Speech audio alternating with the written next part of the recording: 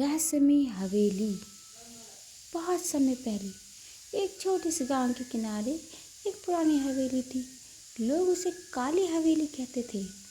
उस हवेली के बारे में कहा जाता था कि वहाँ रात होते ही अजीब आवाज़ें आती थी, कभी किसी के रोने की तो कभी भारी कदमों की। गांव वाले शाम ढलते ही उस रास्ते से गुजरना बंद कर देते थे। गांव में अर्जुन नाम का एक निडर लड़का रहता था। उसे भूत प्रेतों की बातों पर विश्वास नहीं था। एक दिन उसने अपने दोस्तों से कहा, मैं आज रात उस हवेली में जाकर सच पता करूँगा। दोस्त डर गए। अर्जुन, वहाँ मत जाना, जो भी गया वापस नहीं आया।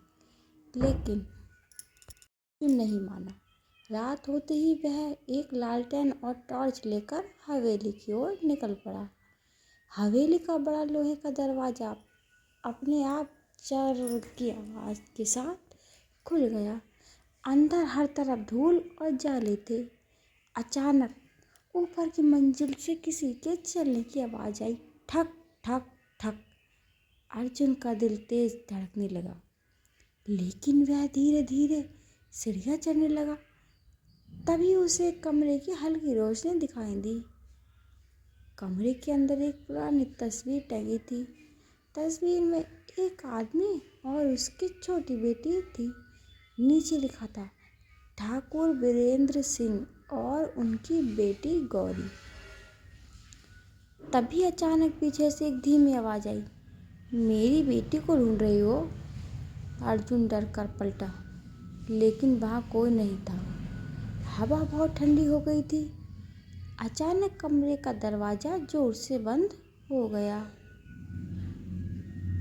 धड़म। अर्जुन घबरा गया। तभी उसे कमरे के कोने में एक छोटी डायरी मिली। डायरी में लिखा था कि कई साल पहले हवेली में आग लगी थी और ठाकुर की बेटी गौरी गायब हो गई थी। तब से ठाकुर की आत्मा अपनी बेटी को खोज रही थी। अर्जुन ने पूरी हवेली में खोज शुरू की। तहखानों में उसे एक छोटा बंद कमरा मिला।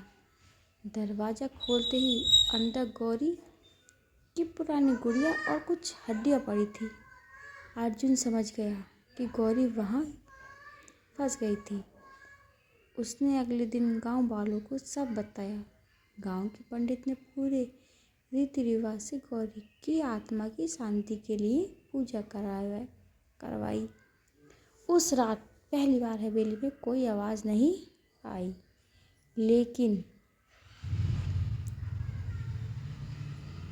कुछ लोगों का कहना है कि अमावस्या की रात आज भी हवेली की खिड़की में एक छोटी लड़की दिखाई देती है।